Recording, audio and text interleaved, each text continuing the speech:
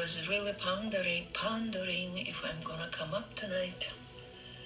Can I ask why? Topic is too sensitive, like as the discussion enveloped. I mean, when people, any discussion, I think, any area, when people talk about compassion, it feels like, for most, it feels like the grievous point is like when you talk about people who have nothing, homeless, addiction, and so that's the true pain, that's the real pain, and it hits just like way too close. Lots and lots of experience with it. Over 20 years, I guess, experience, 21 years experience of trying to decipher the mental health issue, addiction issue, helping loved one. My whole life is actually changing, possibly because of the reason of too much being present for a loved one. And the whole life is like total comes to a crash and changes. But of course, because you are a strong person, you carry it all with absolute strength and showing up. And so I know a ton about compassion and empathy and pain and grief and all that. I was also telling myself this community is growing in me. Okay, so I'll show up for the community. Spiritual linguistics, I will begin just a little bit with it. Like all the words, they connect, they consist of parts, and it's not only sound, it's a meaning that they carry. It's an image under the parts of words. So when you know professionally too many languages, and when those languages connect actually like to the subconscious of all humanity, because different languages, they're like same like 70-80%, like in bunch of languages, families, and then when it's interestingly in the words compassion and empathy, there is one word that is the same for both of them. It's the word path. When you think about Christ and Christ consciousness, the Christ compassion, love and compassion is like the hugest thing about true Christ consciousness, original Christ consciousness. Before it was interpreted by others, when religion began separating things, the true Christ consciousness was about unity. And the prefix com means together. So the favorite communist word, comrade, it's like raid. It's like, either radost, joy, or rяды. Rяд is like rows and rows of the togetherness, comrades, So compassion is together passion. And empathy is path, that word path again. And the word is also in the word remedy. Remedy is when you heal something. It all comes to it ascends to the root M, which is me, meow, meow, mama, me.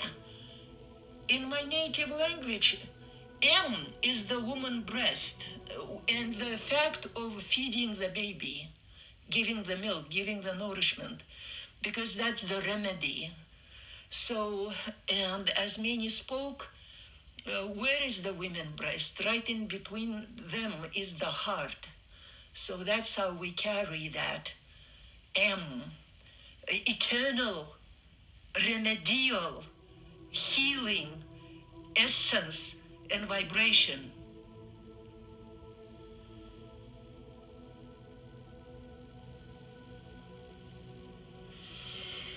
So, I heard a sound bowl. Say that again? I heard a sound bowl.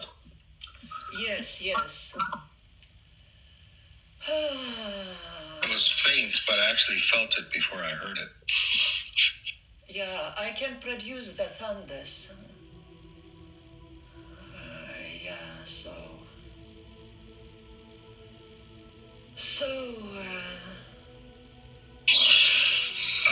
It literally means, compassion, the etymology means to suffer together. There was a Russian, very famous writer, Lev Gumilev. He has a lot of philosophical books, and he is the author of this passionary energy, passionari. There is a group of people who are very passionary. And yes, I could stay with the suffering together, but this is how it works. In a way, this path in compassion and in a compass, which is our heart, because in the heart, above and below connects. So, and the torus, like a field around it's like in the heart, that's where it becomes 8, upper part and below part. That's where it flows in and comes out. Flows deep, deep inside the human being and comes out. And even like string theory can be attached, like seeing the universe like one whole picture, attached to this, the word path. Because inside us, like when you look anatomically inside a human being, is like muscles, they are like fibers, and they kind of run certain way. But all the muscles and fibers are surrounded by this connective tissue, which is like gel-like substance, fascia. It packs us. Exactly the fascia what keeps the body together, straightforward, like keeps the bones, everything in place. Even the bones are packed with fascia. Even when the baby is born and his bones are really, really like soft, but then it gets harder and harder. In between the bones even, there is this film called fascia, and it looks like amazing spiritual white lace. And inside it is collagen and also like gel-like substance, like fourth state of water called is water. And that water, gel-like water, inside us, it's always kind of like a branching out tree. But it's like action you can, like if you would video tape the one little sapling becoming a tree, but then you would watch it really, really fast, as in that Lucy movie, where everything, the whole humanity's development goes really fast in a nick of a moment. So you would see that the fascia inside us, it moves exactly like that. It's like branching out and coming together, branching out and coming together as we breathe, as we run, as we move. And the healthier the person is, that fascia is fluid inside. And if you're already losing your flexibility and like fluidness, and that fluidness actually translates into fluidity of our mind too. If you have two dogmatic thoughts sitting inside you, your fascia is already stuck, glued inside you somewhere. But the most interesting thing is in exactly that the white lace spiritual light inside us, gel like water, which is real, and it carries the light and it remembers all of our memories and soul memories. It translates to the field around us, and all the people are connected by these threads, by the invisible threads. It's like the field in action. It's real. It's just invisible. But all of the healers know that perfectly, because even when you are a healer for 30 years, even without touching a person, you know everything what's inside that person. But when you grow your mind, even on the distance, you can feel, you can ask a permission to be inside the other person and feel exactly what that person feels. And you can guide that person. And being compassionate is being totally, fully present for another person. When you are not hiding under some undigested thoughts, or like thinking and deciding how you're gonna come back to another question, like witnessing what you're gonna say or waiting for appraisal. It's like dismissing all of that, having true healing empty space inside, but filled and full with presence. Because inside that present, then God lives. And with that present, you don't hide the parts of yourself, but you open up your depth to take the other person in. Okay, thank you. I think I said enough. Well, you said enough, maybe for now. Yes, but that was beautiful. Krista, that was beautiful. Wow. What insight. Beautiful. All right. Document every single bit of data that is exchanged just with sitting with someone who is going through it, so to speak. Thank you. So, I've never been in ER in my whole life. And then I had a broken femur neck and I was in ER for 12 hours. And it was a night time. They were kind of like, all kind of like, just like curtains all around. And no one would come and check on you. And in that case, like, I mean, and of course, like nurses, they're so overwhelmed, they're working so hard, probably not enough nurses covering the shift, all that. And when they have to perform their like obligations, there is almost no speech of compassion because they're so busy, yeah? But at that moment, how can you give yourself a compassion? And how can you feel your emotions in a decent way, so that the nurse actually comes around and actually knocks in and actually her voice has changed and she's really like a human being with you. So I was laying down there and I made up a little soul song. On the wings of infinity, we will rise, we will rise.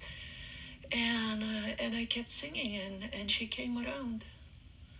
And earlier, Alien, you were talking about stabbing your toe. One time I was sitting in a classroom, everybody's like free flow, sitting on the chairs in the rows. And a pretty large lady picks up her chair because she wants to sit herself kind of nicer. And then she lands her chair, and she's large, as I said. And the metal thing of a chair, stool of a chair, the foot, lands on my toe. And toe becomes blue and swells right away. So I start doing positive points on it, Geotran, which is, that the numbers carry the meaning and energy. And I just introduced to that toe love, forgiveness, choice. Love means no matter what, I'm choosing love. Forgiveness, I'm forgiving right there what happened. And choice, I'm still choosing to like health for my toe.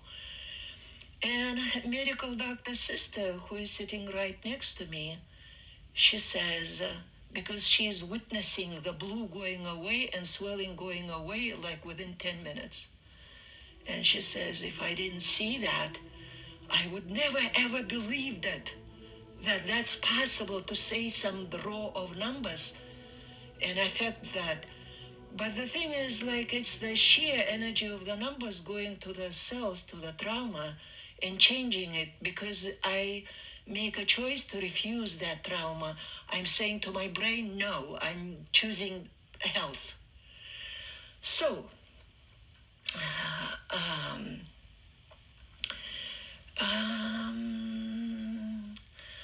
I already was saying, like TikTok is a huge land of like all kind of ascended vibratory masters. And most of the time it's people who are like kind of like in a way, like not much education, simpler people. Because people with education, their minds, it's like spiraled and like caught in a twists, in a knots, it's very hard to let go of the things that you learned. And in that way, I'm a very odd thing. I'm very odd, ODD thing.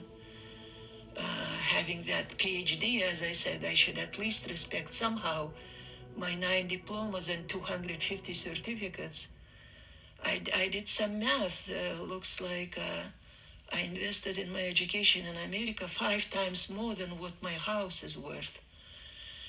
And it was like crazy, crazy adventure. And why did I choose it? And the whole topic of this compassion, I said, yeah, it hits me really hard because I went through all kind of hard things with a loved one. But on the other side, I did unbelievable crazy things with my life. And what did I do it for? I did it exactly for the Buddhist point. Somebody early in the chat, I didn't read the chat. I missed more than half, I guess. It's dark here. I'm in bed. It's late here, but anyway, the Buddha said true compassion is freedom for everyone, is wishing freedom for everyone. It's holding a vision for everyone. My first religion out of 6 was infinity, like cosmos and infinity, including as a healer, infinitely going in. Because then the body can swell as a universe, and you have all kind of freedom of choice, all kind. And that's why I went so much for education, like nonstop education, 49 years, soon gonna be 50. So, and because I wanted to, like, kind of like get to the bottom of it, how everything is woven together.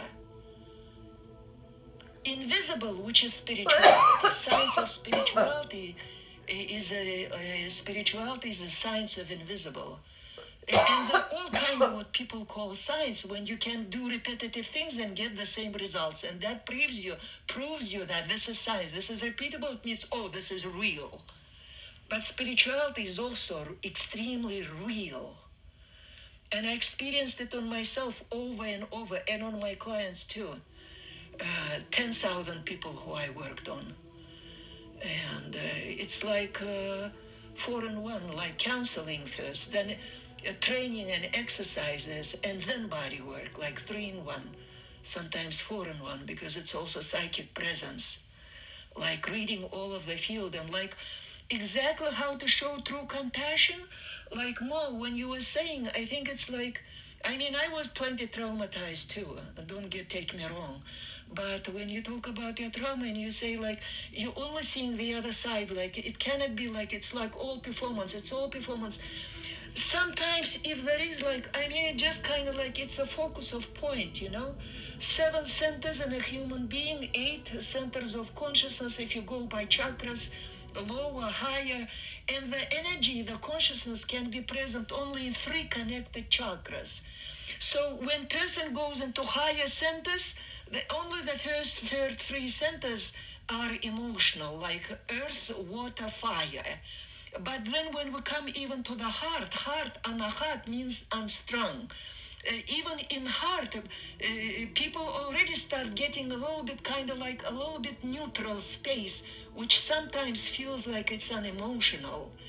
But if you add to that unemotional space, however high you are in your intelligence, if you just add intelligence, not intelligence, I'm sorry, gentleness. Gentleness. It's like the previous talker, Ray, was saying, you can give compassion through your eyes, through your presence, not just ears, but the eyes, and then the heart, and then the whole body. Because even like in Ayurveda in India, they say the skin is the heart organ. We can listen with the skin. Skin is the whole body. And it can expand when your subtle bodies are developed.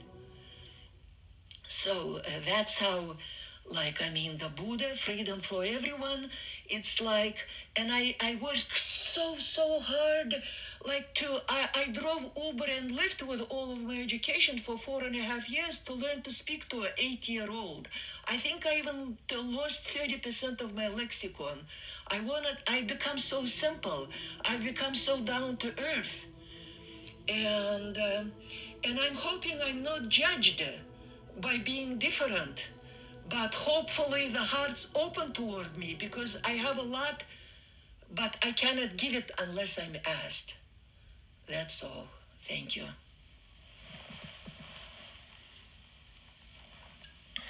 Ana Krista, you are special. You're very educated, gifted, yet you still are connected to your higher self.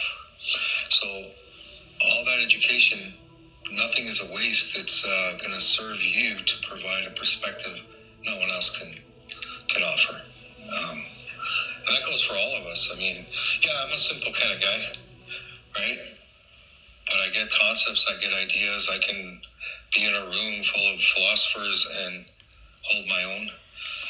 It's because I'm guided by my intuition. You are lucky to be a simple guy. Actually, the thing is, it's too much, but I'll explain it different time. The simple people guy, they are closest to God because they are muscular vector, and muscular vector really connects to Earth. And Earth is a connector of all of the elements, all of the movements, all of the flows. This is the thing, the energy that is hosting us here with the flesh. Like someone, I don't know if it was this live, but someone said, I feel like all of the planets, they're souls. And like Earth, as a Gaia, it's also soul. And the simple people close to Earth, they are like closest to God. Because God presents himself, herself, first of all, through nature. Because nature is very neutral. It only when it bites you back, it becomes aggressive with all kind of things like floods and earthquakes and all that. But nature is very neutral. That's why when you go to the nature, however stuck you are inside with pressure, any kind of pressure, the tree is the nature. Slowly takes it away from you, out of you, and then you expand in nature. Woods or mountains, rare air, all that. But humans can be like that for each other as well. If we are only not closing ourselves, not closing our skin, our heart, but without any judgment, any holding back, opening up. And just being present is enough. Just add gentleness, and that's enough. Just add presence of your eyes, and that's enough. Thank you. Thank you, Krista.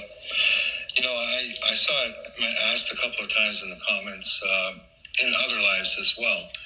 And if it's not too much to ask, if it's none of my business, please say so. But are you in the U.S. or Canada right now? And what is your accent? What is your first language, if you don't mind me asking?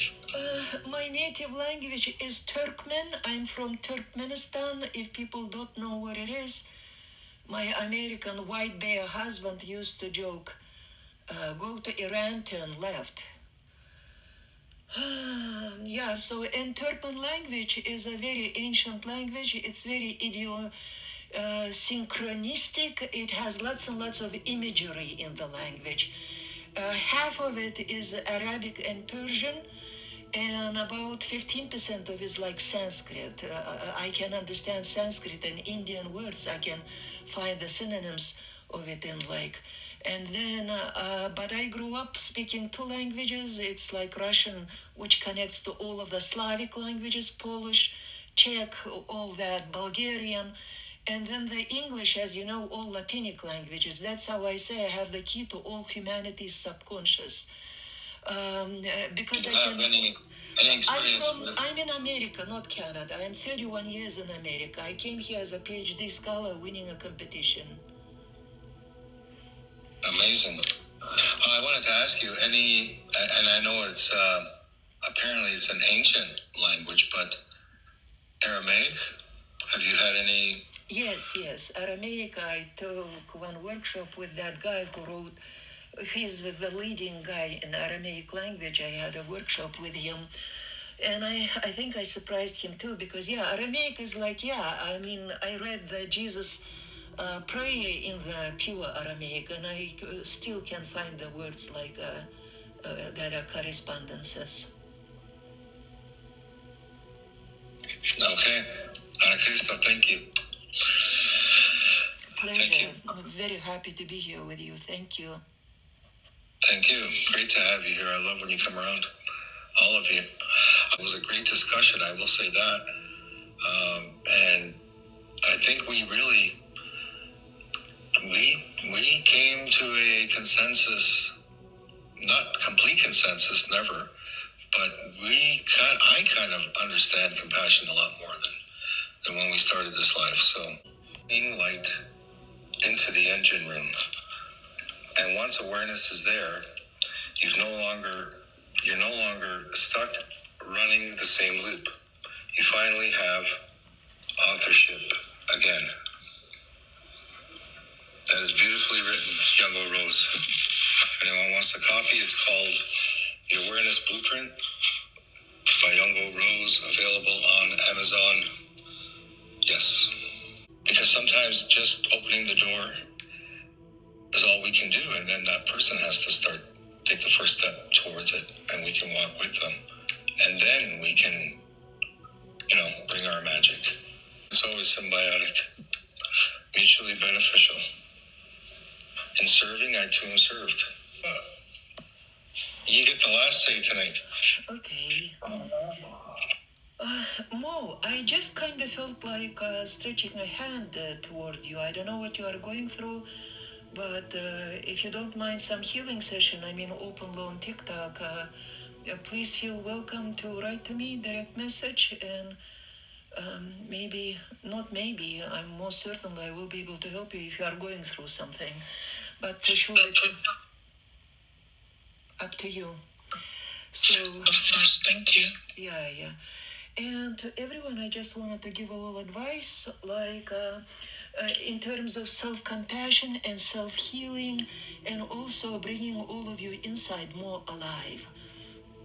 The sound, just the vowel ah, is the one that opens your heart. And just like from time to time, if you sing going higher in vibration, and with your own voice massaging the inside of your body, you can even direct your mind to massage your spinal brain, like spinal dura, and and going real angelic, and then bringing down like masculine like all the way down, and you will be actually surprised. For example, if you are laying on your stomach, how you will have to use all of your tummy muscles for it. So basically it will be improving all kind of things for health in the lower body. But don't be afraid. It's grounding earth sound, but kind of like just making those, being creative, and it will help to bring a lot more of you inside you for self-healing, for self-compassion, and for being more present for others as well. Thank you. Thank you, Anna Krista. Yes, Buddhist monks, they hum and create vibration within them. There's a reason for it. Okay. Once again, I go live Mondays, Wednesdays, Fridays, 9 p.m. Eastern. Will do to speak. Please request. Take us to September.